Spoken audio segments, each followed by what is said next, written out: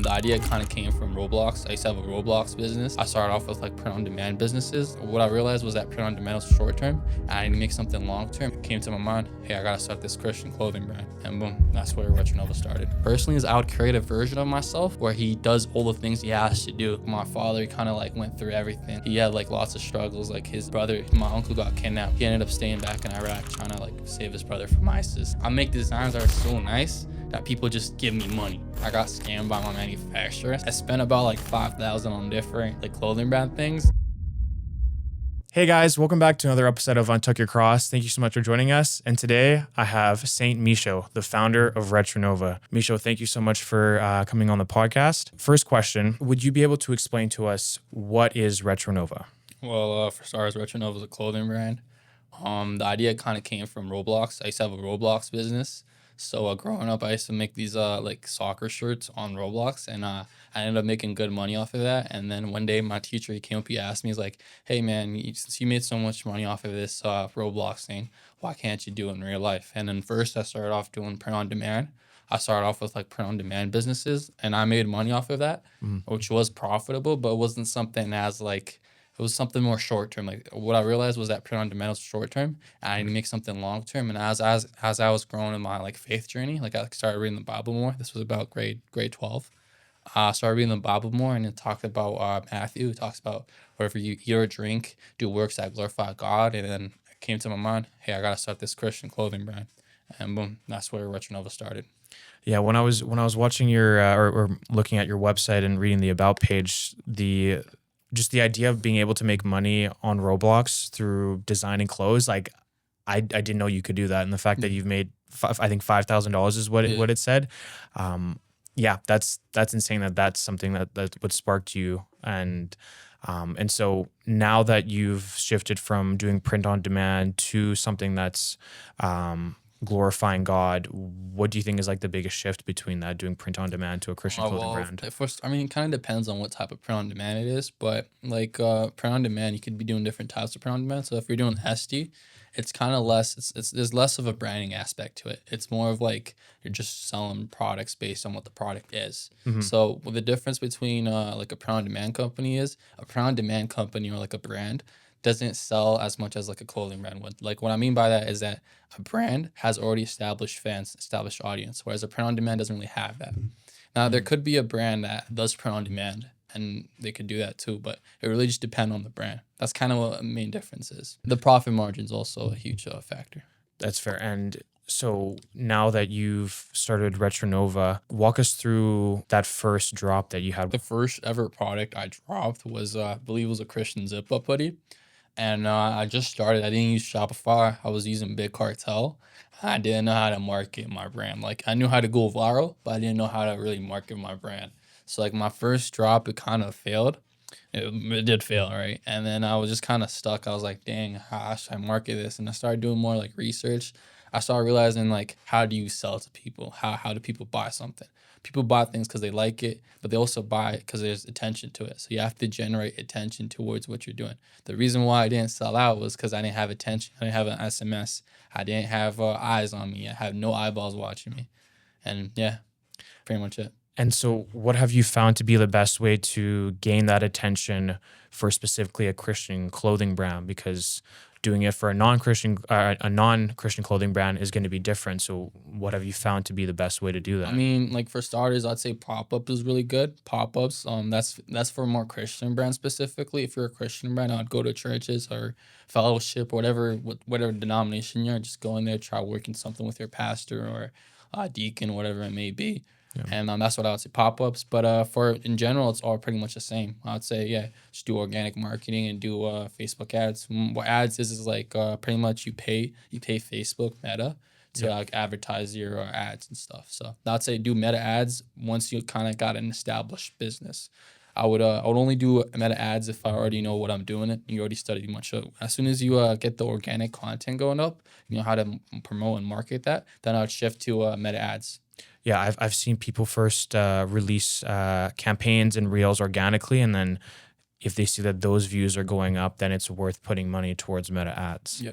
I'm wondering, through this whole process with RetroNova, what have you found to be like the hardest part of running this this clothing brand? I mean, it's gonna be consistency, you know, consistently waking up.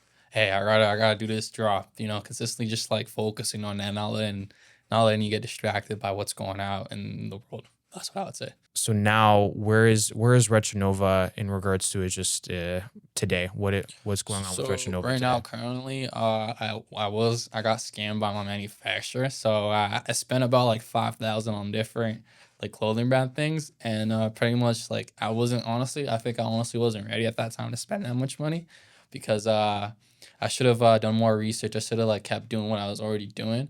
Instead, I decided to spend that 2,000 on a bulk I didn't necessarily need, and I ended up doing the drop. It was a good drop. It was successful, but I didn't have the product in hand because the manufacturer I went with, I never got a sample off of him. I never got anything. I just kind of like expected him to like click. You know what I mean? Right. And that was like one of the factors that kind of like led it to like not me posting content. So what I did instead was, instead of me working on the brand, which I could work on the brand, but I was gonna get a lot of negative comments because I didn't refund any orders yet. So I ended up making enough money to refund all that and start shifting more to my personal brand. So in the meantime, while the brand's kind of not active right now, I'm doing my personal brand, trying to grow that out, and then later on use that as like a leverage for my brand, which I've already been doing. But that's what I did. Like I know that manufacturers can be like the biggest thing that like stumbling block for a lot of clothing brands, because you just don't know who you can trust. Especially if they're overseas, you don't know, what their factories are doing, what their reputation are. So walk me through how you felt when you found out that you were being scammed by your manufacturer. Honestly, I was kind of pissed, dude, because I sent him a lot of money, dude. Like he kept asking me for money, and I was like, dude, come on, man, like you haven't shipped it out, you know? And then like I was pissed, but like I don't like I'm not like these like I'm not like other people. Like I don't just like sit down and like cry and be like, damn, you just scanned me. I'm gonna go sue him. I'm gonna do this. Like what I did is I just didn't do anything about it. I didn't really react to it, and he ended up still shipping the product, which came about I think 2 weeks from now. It Hmm. came about 2 weeks from now. I was already in Victoria, so I had no idea it came out, and he's like, yo, I shipped it out, which was good on his part. But the best thing to do is just take the loss and move on. Don't like try like getting your money back or anything, because when you try getting your money back, or when you send them more money, you're just gonna lose more money, you know. Right. But yeah, just don't do anything about it. I'd say just focus on the next step. Don't worry about it. That's what I would do personally. Where did you learn that to be able to just kind of take that on the chin and then move forward? Because a lot of people would just give up when something like that happens to them. Honestly, I think it just comes from just being disciplined. I think it comes from my father mainly, honestly. Like my father, he kind of like went through everything, being like always I'm an immigrant. He had like lots of struggles. Like his my uncle got kidnapped, right? He ended up staying back in Iraq trying to like save his brother from ISIS, and like I think it just comes from just being resilient, honestly. That's quite the The story, the yeah. story, yeah. So I wanted to switch over to your testimony. So, like you said, RetroNova is a Christian clothing brand. Where did your faith start? Honestly, like I was raised Christian, so I was gonna say it started with me being born. Hmm. I was raised in a Christian household. I kind of was kind of like blessed by God. Like I never really grew up with like Muslims. You know what I mean? Like even though I was in Syria, which was like a Muslim country, like dominated by predominantly Muslims, right? I kind of always kind of grew up with the church. Like I always went to church, even in Syria. I was always kind of there. And then what ended up happening was there was a civil war going on, so I had to go to Canada, and then had to go to Canada, and now I started going to Canada, starting to go to church there. But my faith life has always been pretty much the same. I got more serious into it at the end of grade 12, but it's been honestly the same. Like my father was a deacon. He's no longer a deacon, but he was a deacon. So I've always like had faith growing up. What was the shift in grade 12 that made you want to take your faith more seriously? Was just reading the Bible, honestly, because I didn't like a lot of things in the Bible I didn't know. Like for example, there was like lots of laws I broke, but I didn't know I broke it. Like for example, if a brother hates you, it's like that's like you're bad. That's like it's still your sin because you made him hate you, or he made you something like that. Stuff like that. I started thinking about more. I was like, dang, I shouldn't allow my brother to hate me. I shouldn't allow this person to hate me. I should be more careful what I say, what I do, and what I think. You know. And so have you always been like attending church and reading your Bible, or what was it that like in grade 12 made you want to start like So reading your during Bible? grade 11, grade 10, like I was like a seasonal Christian. Like I'd only like show up like seasonally. Like I'd show up on holidays. yada yada. The reason for that was like lots of reasons. Like my parents, because I grew up poor, right? I wasn't really wealthy, so we just didn't really have time to go to church at that time. But when I was in grade 11, grade 12, I had time to go on my own. So I just started reading the Bible. Just I don't know exactly how it came. Well, it just kind of sort of happened. But I just started going to church more. I started showing up to my fellow. We had like this fellowship at my school. It was for Father Lacombe. We had like a little fellowship going on. So I just go to that fellowship every day. It was called Alpha, and that was like one of the steps I took personally. What do you think is wrong about being a seasonal Christian? I mean, it's kind of lukewarm. I don't really have like too much to say about it because it kind of depends on the person. I don't really judge, but I wouldn't recommend it if you're like doing it to be like performative. That's kind of like that is a sin. It's being lukewarm. So yeah. Yeah, a lot of people think that just believing that Jesus is Lord is enough, but then their lifestyles don't reflect. And that was my situation my entire life up until a couple years ago, where I claimed that I believed Jesus, and but none of my lifestyle looked at that. Whether or not that was like in addiction or just the way that I talked, the music that I was listening to. And I think the worry for a person is whether or not Jesus actually knows you. And yeah, no, but it's tough. A lot of our culture today says that just being a seasonal Christian is enough, but they don't have a relationship with God. So Yeah, I know some people that say, what's it called? I have like Jesus in my life. I don't need to go to church, yeah, which is kind of shocking, you know? And yeah, there's like lots of different, like, it's crazy like, how there's lots of different like Christians. Like, there's Christians that don't believe in the Trinity, there's Christians that believe in the Trinity, there's Christians that have their own way of life, there's Christians that only go Saturdays. These sort of like different groups, and just kind of like reaffirms that Christianity is the truth because there's so much different disagreements on one sort of thing. Everybody kind of opposes everybody. That yeah. makes sense. Just something that's kind of shocking. I kind of found it's like it's the only religion that has like thousands of different sects of it. You know. No, yeah. I think that there's a clear sign, especially with just the evidence regarding like the Gospels and their Mm. reliability, and the evidence that Jesus was who he claimed, and that he was on the cross and rose from the dead. We're not called to just be like following a blind faith or anything like that. We're called to still be skeptic, but I think it's yeah, just that evidence on the cross like kind of reinforces what we believe in. Talk to me about that dynamic of growing up Christian, but in a part of the world that is so anti-Christian. The Middle East, it's an Islamic area of the world, and it seems like Christians are always persecuted over there. So tell me what that was like, or what your parents' experience was living in that Well, place. there's lots of interesting things that would happen. Like some things you wouldn't see in like in America or in Canada, for example. For the first thing is cars being on fire, cars getting set on fire, buildings blowing up, churches getting destroyed.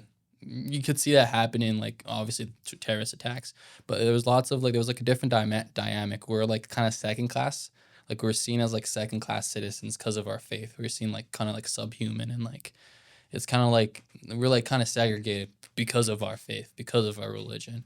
We get forced to speak Arabic, you know, and our language is Aramaic. We speak Aramaic, which is Sudith. But we're segregated, I'd say, and we're forced to speak a different language. So it's kind of hard growing up. But me personally, I was always really blessed by God. The only thing I personally witnessed, because I was just really blessed by God. Like I had like really high God speed, so I didn't really like experience too much of the effects. My parents experienced it more than me. But the one thing I remember is when I was leaving to go to Canada. I was supposed to go to America, but something happened along the lines, which I'll probably get into later. But pretty much a car was getting set on fire, and people were rioting and like going crazy, and then the Civil War started happening, and it was just a lot of things going on. Like I didn't know what to do, and we ended up going to Canada, and it was like crazy. I kind of miss going back to Syria, but if I go back now, it's like, you know. I wonder, having all those hardships of being a Christian in that type of environment, like what was keeping like your parents specifically still within the faith, and you today, like despite all those hardships. Honestly, it just I would say it's like we've always just been believing in God since day one. Like even throughout the struggle, like I think if we didn't have faith in Christ, I don't know where we would be possibly. I think my parents would have probably like just not just given up at that point. Probably have like just immigrated and not go to church. I honestly don't know, but it's just something I'd have to like think more about. But I'd say because of the hardships we face, it kind of just strengthened our faith in God and in Christ and in the church. That's fair. And now, after your family immigrated from Syria, what has that experience been like for you, living in Canada, but still coming from like a Middle Eastern background with a Christian faith? Um, One things I'd say is that people don't know like what my people are. So like they think like they kind of like put me in a group where like I'm either Arab or Italian, or they think I'm Greek or stuff like that. I'd say it's like just the identity part. Obviously like everybody does diverse place, but it's like that identity part. It's like people don't know who you are. People think you're an Arab. They think you're this and that. That's one thing I would say is just growing up. People not knowing what you are. You know, you don't really fit in. How That's what I'd say. how did that affect you personally? Well, Like, personally, I've always been strong, so I never really let that affect me. But there's times of cases like in Victoria, like honestly, it was kind of crazy. Like I was almost getting that like I don't want to sound like woke or anything, but they're like I was just getting treated worse than somebody else with a different skin color. You feel me? They think I don't know. They just seemed like they thought I was a bad person based on what I look like and stuff. and what makes you like experiencing something like that? Like, what makes you not, Aggressive. yeah, aggressive? Like, what stops you from doing that? Well, I mean, first and foremost, I'm a Christian, so I kind of like already read the chapters, already seen how Christ dealt with this like suffering, right? So I was just kind of just reflect. Hey, I'm a Christian. I don't gotta go out of my way to talk bad about this guy. Like, hey, frick you, man. You know, I just kind of just let it be. It's not worth my time to like spend time. Hey, man, I'm not this. I'm not this type of person. It's just not worth my time. What my time is that I have a set of goals to do, and that's what I tend to do, and I just tend to accomplish it and not get distracted by racism or problems that don't really affect me. Well, they affect me, but they don't. They're not gonna take my life away. I'm not gonna go to jail for looking this way. You feel me? That's fair. And I respect that because being like, persecuted, whether or not that's for your faith or for the way that you look, like this world tells us that we need to have a reaction to that. But Jesus says, again, we just need to turn the other cheek, which is easier said than done. Like, 100%. especially when people are saying that stuff to you. I'm wondering now with RetroNova, how have you seen that affect your faith? Like, how has it grown you in your faith? What parts has it played in your faith? I would say yeah, it does 100%. I mean, like without my clothing brand, I'd say like I probably lose a key aspect in who I am. I'd say like the clothing brand's like a different type of identity of me, right? How it affects me in my Christian life is it just kind of like reaffirms that I'm doing this for God, and it's like something crazy. I'm making clothes that actually look good, that clothes that actually have meaning. They're not just like some cheap design. I put Jesus on it and called it a day. No, I spent time carefully designing it by hand on Photoshop. On sometimes I even sketch it. But I have a book with all these things I have to do. I have like a huge plan to do and stuff, but it just kind of like reaffirms, that, hey, I'm doing this for the bigger picture, you know? Have you seen there be a difference from like before you had the clothing brand to now, like where your faith has changed? Yeah, I mean, I would say so, but the key aspect of what it changed is it just kind of like brought my identity more, like you know what I mean, and it just like reaffirmed who I am, if that makes sense. The difference I would say was that I wasn't really as open to being like I was open to being a Christian, like I didn't like show people I was a Christian, if that makes sense. Now the difference is that everybody knows I'm a Christian just based on what I do, which is kind of shocking. Like before, people would have to like they'd have to think, hey, is this guy Sicilian? Is this guy Sicilian, Arab, or is he a Muslim? Is he a Christian? Is he a Jew? It's like now they 100% know based on what I do that I'm Christian, and like it kind of places me more it gives me kind of guess more stress. Like I have to perform this way. I have to because the way I represent the faith is just down to me, right? So it just kind of makes me have to represent the faith more clearly. Walk me through what it's like, having that perception of people of you're a Christian clothing brand owner, you're a Christian, you're putting your content out there, marketing yourself. a lot of people in your situation find that you can start feeling like you might need to like perform for other people, that you always have to be like the best Christian possible, especially if you're a Christian clothing brand owner. Is that something that you've ever experienced? I mean, yeah, like I do experience it, yeah, but for me, it's kind of different than like other people because like I've just never like been fond of like sinning. Honestly, dude, like I hate to sin, dude. Like for me to sin, it'd have to be like I'd have to intentionally do it. I'd have to like, you know what I mean. So obviously, for some other people, like they feel like they're put on a pedestal, like they want to have they want to party on a Saturday and then they want to go to church on a Sunday. Me personally, it's like why even focusing on having fun? You should focus on praying, and through God's joy is where you're gonna find your own joy. I feel like having God in your life is the only thing that will truly bring you joy.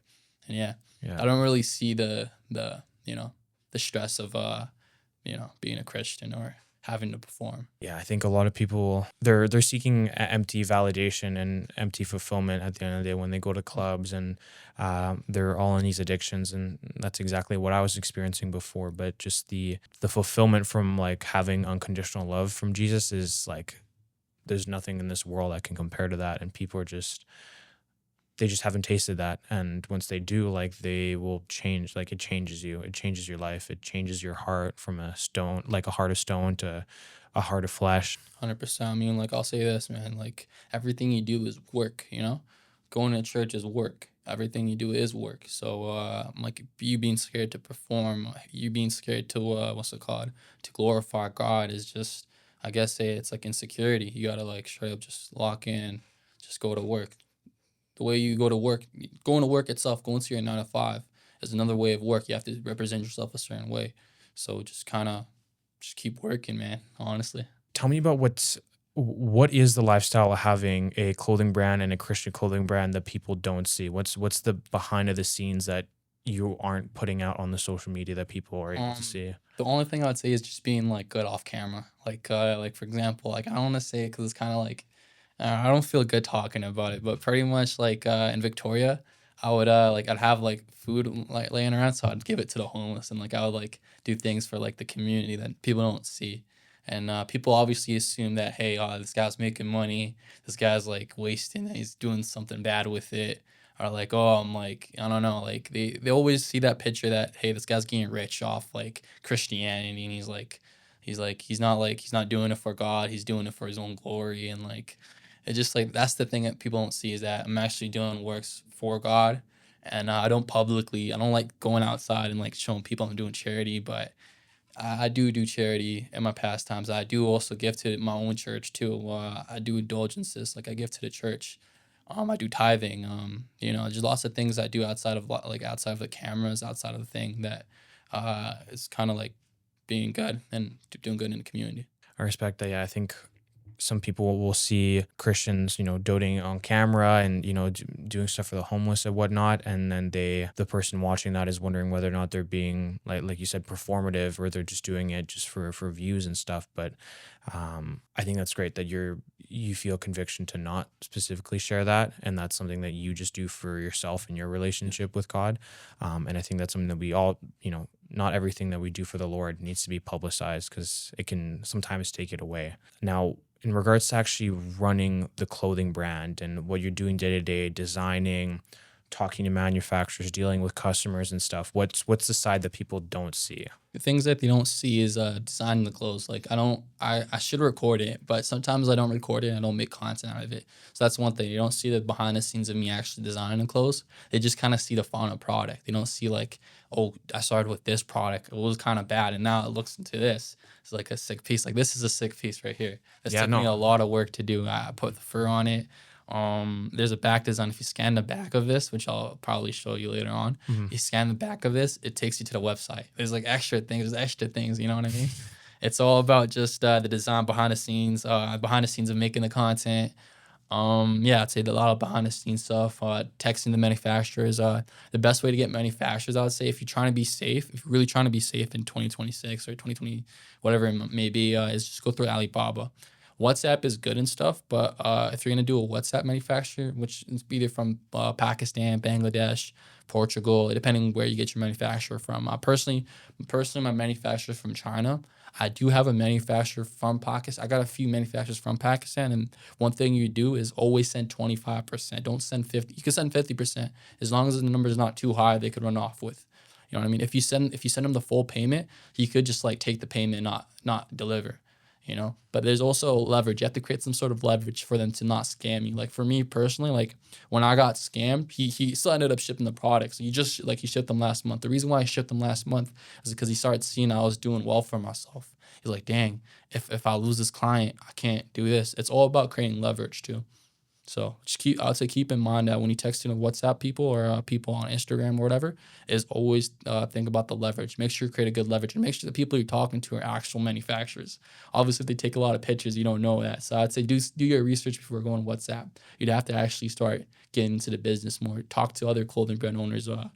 Text me and maybe I'll give you advice, but text me, I'll probably help you out. But the main place to get manufacturers, if you're scared of doing that 25% thing or scared of getting scammed, is just go through Alibaba and make sure they have like the little check mark so you get your money back if they scam, if they don't ship the product or if it gets lost. There's lots of different things to actually just keep that probably in mind. I have a freight forwarder, so I have different manufacturers out of China for different reasons. So I have a clothing brand, obviously, and I have a sportswear brand. And pretty much what I do is for the sportswear brand and the clothing brand, I get them all shipped out to the place in what's called Guangzhou in China. And then my freight forwarder is based there, and she picks them up and she ships them out for a cheaper cost. And it's all like kind of connected. It's like a crazy operation, dude. Like you'll see it if you ever start a business or you start some sort of like a product that's based in China, you'll start seeing there's different ways to like make more money, even with just having manufacturing. Like having a freight forwarder is gonna save you thousands of dollars. Freight folder, is that Freight forwarder. freight forwarder? Okay. Forward, like you know how you forward. Okay. You know how you forward an email. Right. Yeah. Okay. That makes So sense. a freight forwarder is like it's like a 3PL, so like a third party fulfillment. So would you ever see that there's other opportunities like or moments in your clothing brand that you've had to pick certain sacrifices because you want to stick with like the brand and like your meaning behind Jesus? I'd say because the way I kind of got my life structured right now, I have everything kind of scheduled. What I spend, what I sacrifice now is just not spending too much money, and that's like very simple. A lot of people kind of agree with what I'm saying, but I have everything sorted out. I know where each dollar goes. I don't know if you know Rockefeller. Rockefeller, he was an oil man. He was like the richest man in the world or Yep. whatever. What he did was he had like his own structure. You keep a track of every single expense he spent and why he lost that money. Was it because he was hungry? Was it because of this? Was it because of He kept track of everything, right? So I kind of started being more disciplined with my time, with my structure. It's not about like the money aspect. It's about what I'm letting my time go, and just being really protective of my time. Like this right here is a good thing I'm doing right now. I'm doing this to just boost everything, help you out, help me out, and yeah, Yeah, well, I appreciate you being here. 100%, dude. I wonder, especially like having a business in any kind and in a Christian perspective, like a lot of some of the other Christian clothing brands that have been on this have talked about just the struggle of having a business for Christ and the struggle with money and how sometimes that can start skewing your like your values and how it can be a struggle whether or not you're just doing stuff for money or you're doing stuff for God, and there's always like a struggle between 100%. that. Pretty much, it's like this. So the way your value kind of goes about, it's literally just making money as a side effect. You're just really good at designing, and the side effect is you're getting paid. That's how I kind of see things, right? Is my designs are so good that people just buy them unintentionally. They don't want to buy them because of me. They want to buy it because it's fire. Obviously, like as I'm building a personal brand, I want to have that brand factor as well, and I want to have that clothing brand factor as well. Like have that different fan audiences, But the truth is that if you make a good design, Dan, 100%. It's not because you're doing it for the money. It's because you have such a sick design that people actually want to rock it. People want to buy it. The side effect of your design, the side effect of your art piece, is that people give you money. So you're accidentally making money. That's how I personally do things. Like I make designs that are so nice that people just give me money. I'm not asking for your money, but you're just giving me money to take my take this sick art piece right here. When did you start like learning how to design? Where did that all come from? Because you said you design your stuff. Roblox. That's where it Right, came from. right, and so Straight from Roblox. what made you want to start doing that in the first place? Honestly, I don't know. Like it just kind of like I was just grew up designing stuff. I was making I don't know if you know what GFX is. Like you know those like No. like you like basketball GFX. So it's like you know those like scoreboard Okay, yeah. like a final score. Detroit Pistons versus Magic. Right, Detroit won. They put like Cade Cunningham, like he's like screaming and it's like yeah we won. right. But Okay, those are like that's a graphic, right? So I started doing graphics. I started doing like I started doing first like real play graphics, and then like cause I was a kid, right? I grew up playing Roblox, right? So I Mhm. grew up playing Roblox on my phone. So I would do Roblox graphics. I wasn't good at it because I was a mobile. Like I don't know, it's like you just kind of have to like understand. But I wasn't good at graphics because I had a phone. So I used to design on my Android. So I had my Android as like a to design phone, and I had like an iPhone and I had an iPad. The best way I would say to design was on Android because Android had like more customability. Mhm. Anyways, my point was that I just design clothes. Yeah. Okay, that's fair. So I wanted to ask right now, where do you see what do you think is a lesson that like Christ has been teaching you right now in this chapter of your life? Being more grateful, and being patient. So like I'd have like my bank account look really good, right? But I wanted an extra $1,000, you know, and just being kind of like complacent a little bit. What do you think is the hardest part about being grateful, and especially when it comes from like being a Christian? What's the hardest part about that? Just like if you're struggling, man, it's kind of hard, you know. But for me, it's like I've always just struggled my whole life, you know. Like even like coming here was a struggle, you know. So like I don't know really how to answer that for you, but I just say just show up and do the work. Just do actions, you know. That's what I'd say. I don't think anymore. Like before, like I used to like think a lot. Hey, I gotta. This is how I'm gonna do my brand. Everything has to be perfect. I just started doing, and the side effect of me doing is I get results. It's point blank simple. Was there anything about being a Christian clothing brand owner that people don't know about that you would, if somebody was asking you advice on starting a brand, what advice would you give to that person that's starting from scratch? So there's lots of different things I'd say. Like obviously, like the design. Like the design is like the huge part. Your piece has to look good. The second part about it is like the meaning. You could steal pieces and look good, right? You could like create like a good sick brand, right? But if there's no meaning behind it, then you're gonna kind of create like a short term type of business. Obviously there's a way to make it successful. There's always a way to make anything you do long term, if that makes sense. It all Mhm. kind of depends on the product. But I'd say the main factor is just you have a sick design and you just market. Post reels, post every day. If you're not posting every day, there's somebody out there making more money than you. There's somebody out there, somebody making is doing more than you. It's just one thing. I'd always like what I would do personally is I would create a version of myself where he does all the things he has to do, Mhm. and not try to compete with my own imagination. And like, hey, this guy's probably working. He's probably at the gym right now, making content at the gym and getting shredded. And I'm out here doing nothing. I'm out here I don't know, scrolling reels. I'm doom scrolling or something. You know, and just having like more of a stronger conviction and just getting more results done, getting that design done, and not only getting that design done, but actually make sure it's good. Send it to 100 people, and don't just text your friends because your friends obviously just want to support you. Send it to like 100 people you don't know. Go on Discord. Send it to people on Discord. Send it to people on Reddit. Post it on Reddit. Hey Reddit, is this good? If they say it's a whack, I gotta go back to the studio. Gotta go back to the lab, cook something up, and it's just like that. I'd say yeah, either study or get a designer to do it for you. And if you need to get a designer, you need money for that. Just you get a job and like pay it off. Yeah, that's fair. With every guest, there's to end off the episode, we always ask three questions, Yeah. and so the first two questions are just yes or no's, and then the final one kind of dive more into it. Sure. Is your relationship with Jesus where you want it to be right now? Yes. Is your relationship with Jesus where Jesus wants it to be right now? Yeah. What gives you the confidence to say yes to both of those? I'd say it's just like kind of being like a godsend. You know what I mean? Like I glorify God through the actions I do, and yeah, I'd say the way I do, the way I go to church, the way I pray. I pray before every meal. I pray before I wake up. Just glorifying God through everything I do, and just life in general, like career wise. I'm gonna provide for my family. like my mom and dad. Like I don't want them to work no more, so I want to go provide for that. I want to go provide for others as well, not just my family. I want to be more open to helping everybody. That's fair. I wonder, is there, so some stuff that I struggle with is whether or not I'm ever doing enough for Christ, whether or not that's like, the work that I'm doing, school and whatnot. Do you ever think that people struggle with feeling like they need to be performing for Christ? Yeah, no, I definitely see that 100%. Like the way, like I don't know how to explain it to you, but I've been like watching monks, like monastery monks, like there's Orthodox monks, Catholic monks, Hmm. and their whole life is just glorifying God. I'd say everybody has their own different type of cross. Everybody has their own different type of cross to carry.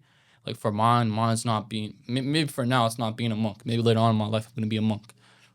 But for my cross personally is just to kind of just like take care of my family, provide for my family, provide for my people, my cousins out in Michigan, out in Illinois, and just provide for everybody. Have a not that I want to have a successful life. I want to have a successful life in Christ, if that kind of makes sense. What does a successful life in Christ look like?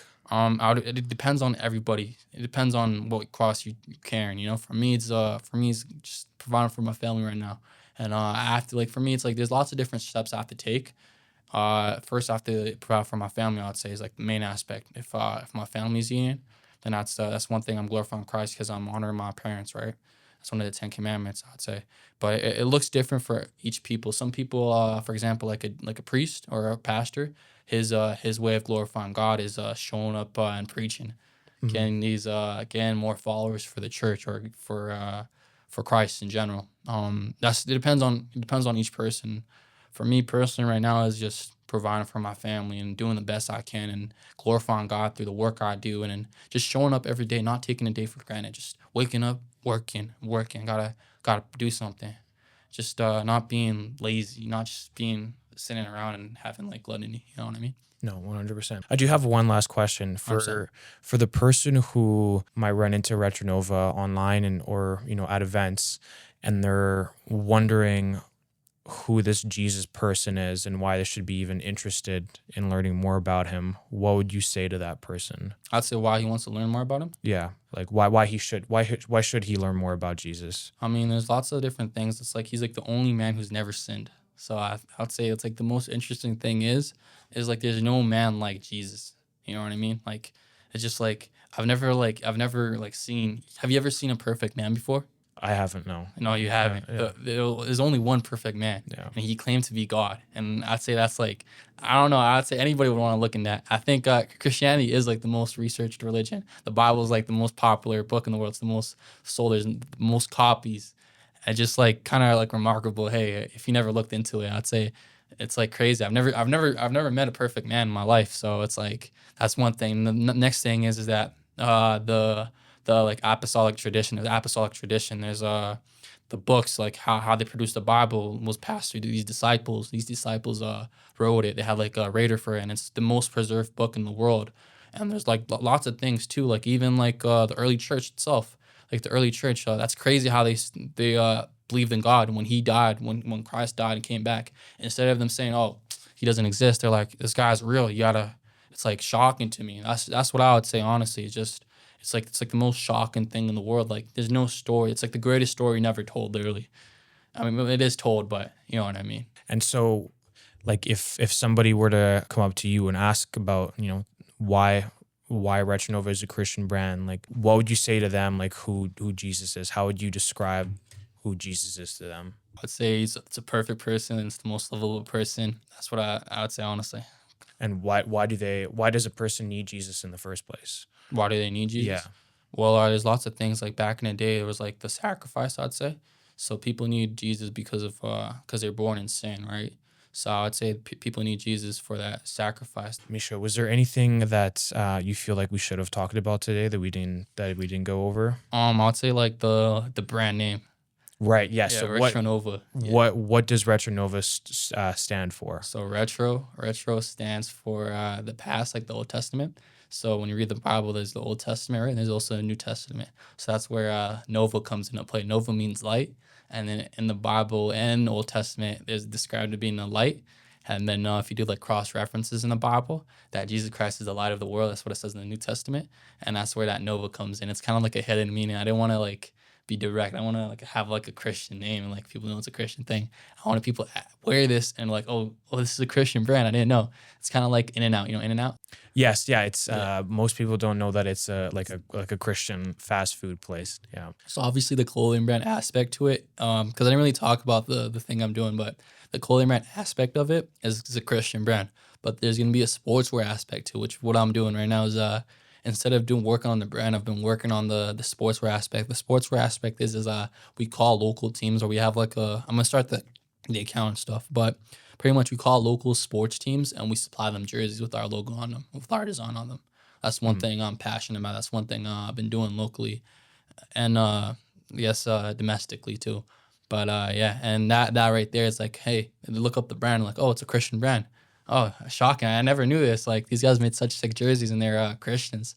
These guys make such good food, and it's In and Out. You know, yeah. It's just like that kind of, yeah. That makes sense. Is there anything that I could be praying for you, or the audience could be praying for you in this season of your life? Just allow me to like not get distracted. Honestly, just not being distracted and keep going forward in my goals, which are for God, obviously. And yeah, that makes sense. Just not getting distracted. And that's it.